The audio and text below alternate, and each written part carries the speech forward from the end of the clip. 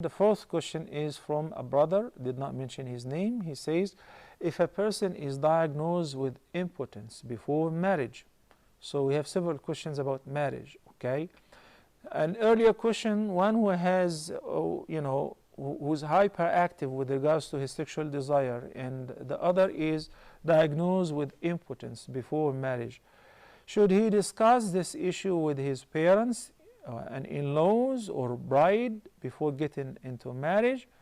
Note that this is the first marriage for the bride and the groom. Okay.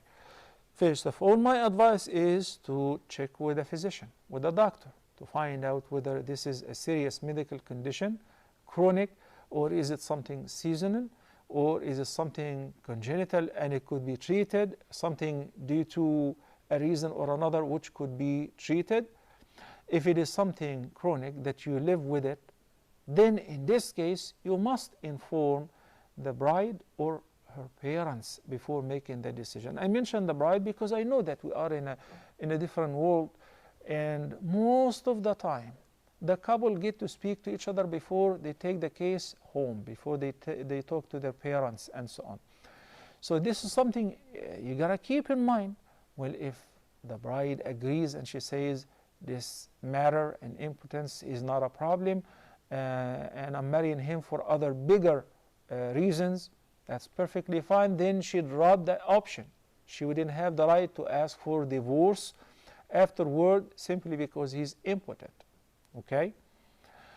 But if the person married a woman, whether first time or second time she's a virgin or happened to be married before, a divorcee or a widow, and he is suffering from impotence and he did not tell her, this is deceiving, cheating, and she has a right to revoke this whole marriage, and she would maintain the dowry as a result of that because of his deception.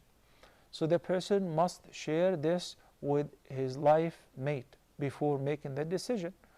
If in another case, I have a similar case where the parents are pushing their son, you have to get married, you have to get married, and he's shy to tell them that he has this problem. Provided that you checked with several doctors before, and it is confirmed that this is something that you're going to live with it.